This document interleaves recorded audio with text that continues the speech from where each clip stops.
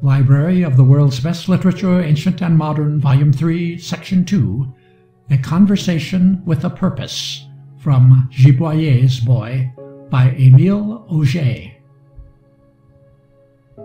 Marquis. Well, dear Baroness, what has an old bachelor like me done to deserve so charming a visit? Baroness. That's what I wonder myself, Marquis. Now I see you, I don't know why I've come, and I've a great mind to go straight back. Marquis. Sit down, vexatious one. Baroness. No. So you close your door for a week. Your servants all look tragic. Your friends put on mourning in anticipation. I, disconsolate, come to inquire, and behold, I find you at table. Marquis. I'm an old flirt, and wouldn't show myself for an empire when I'm in a bad temper. You wouldn't recognize your agreeable friend when he has the gout. That's why I hide. Baroness. I shall rush off to reassure your friends.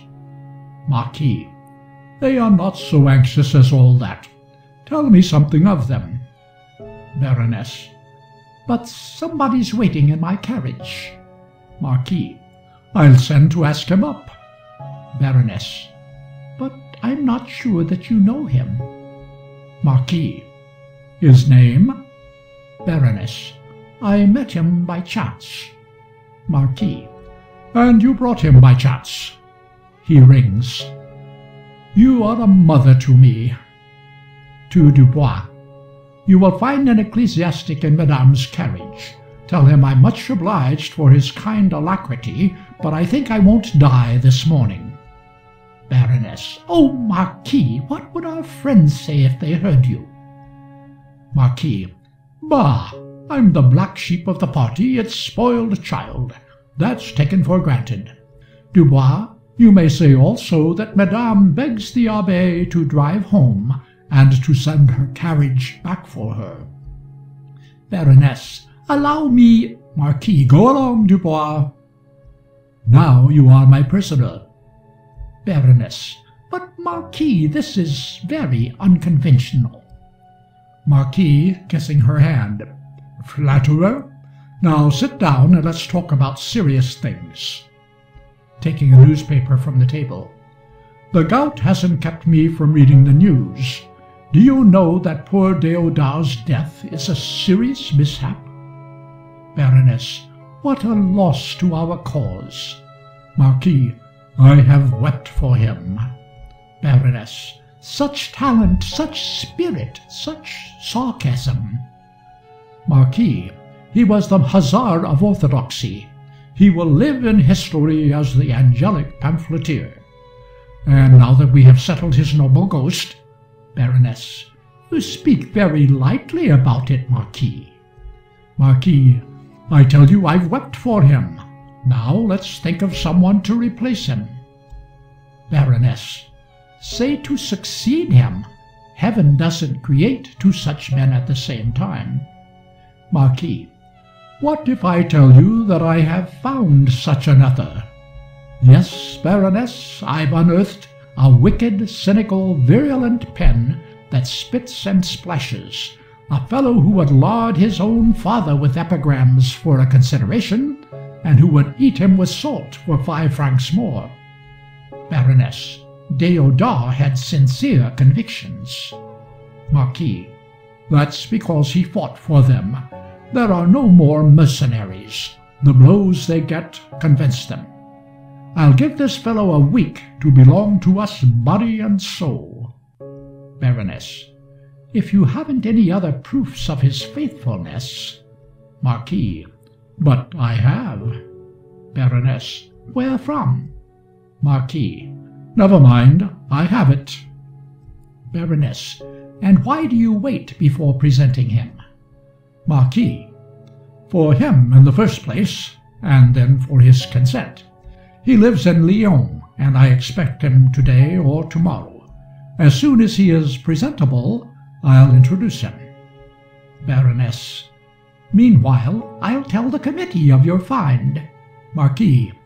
I beg you, no.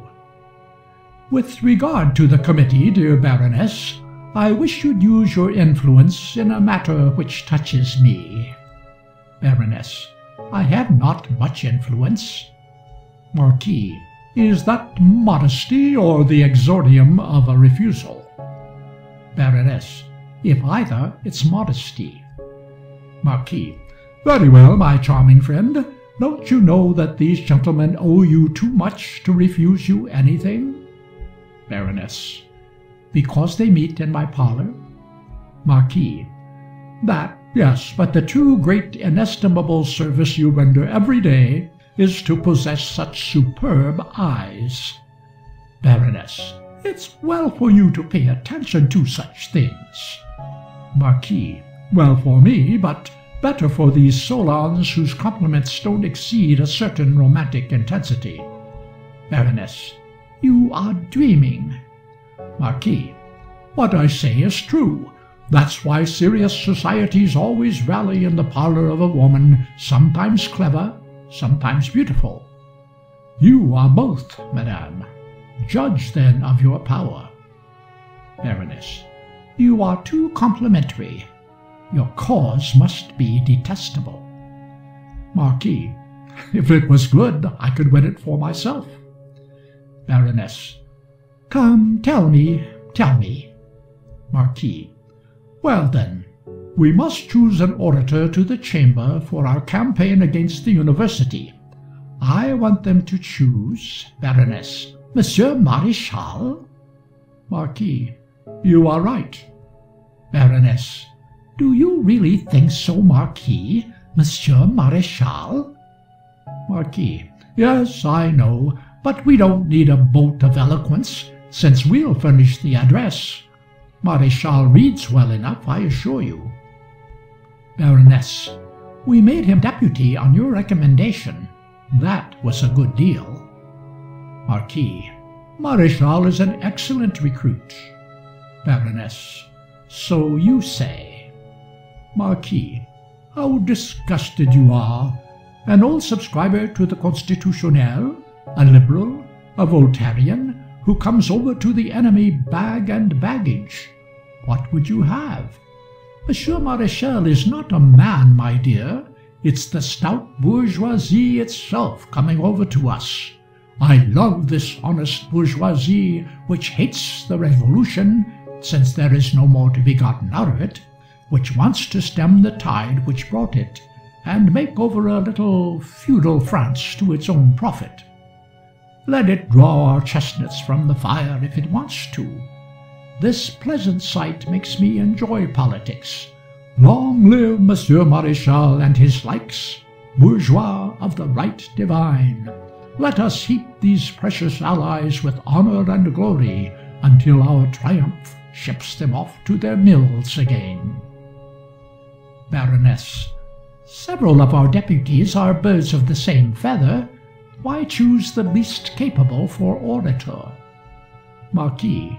It's not a question of capacity. Baroness.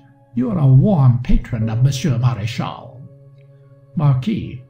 I regard him as a kind of family protégé. His grandfather was farmer to mine. I'm his daughter's guardian. These are bonds.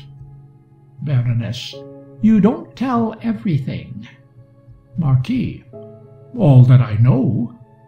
Baroness. Then let me complete your information. They say that in old times you fell in love with the first Madame Maréchal. Marquis. I hope you don't believe this silly story. Baroness. Faith, you do so much to please Monsieur Maréchal. Marquis. That it seems as if I must have injured him. Good heavens, who is safe from malice? Nobody. Not even you, dear Baroness. Baroness. I'd like to know what they can say of me. Marquis.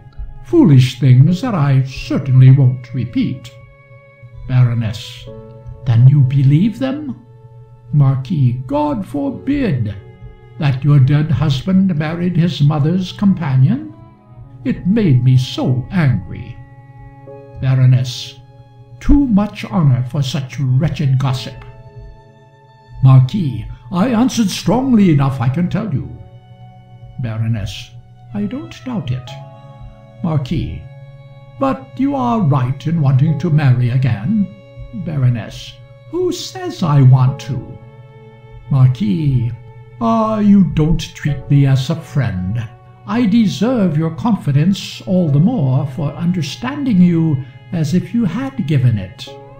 The aid of a sorcerer is not to be despised, Baroness. Baroness, sitting down by the table. Prove your sorcery. Marquis, sitting down opposite. Willingly. Give me your hand. Baroness, removing her glove. You'll give it back again. Marquis, and help you dispose of it, which is more. Examining her hand. You are beautiful, rich, and a widow. Baroness. I could believe myself at Mademoiselle Lenormand's. Marquis. While it is so easy, not to say tempting, for you to lead a brilliant, frivolous life, you have chosen a role almost austere, with its irreproachable morals. Baroness. If it was a role, you'll admit that it was much like a penitence. Marquis. Not for you. Baroness. What do you know about it? Marquis. I read it in your hand.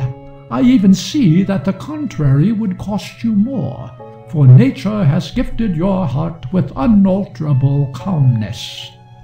Baroness, drawing away her hand. Say at once that I'm a monster. Marquis. Time enough. The credulous think you a saint. The skeptics say you desire power. I, Guy Francois Condorcet, Marquis d'Auberive, think you a clever little German trying to build a throne for yourself in the Faubourg Saint-Germain. You have conquered the men, but the women resist you.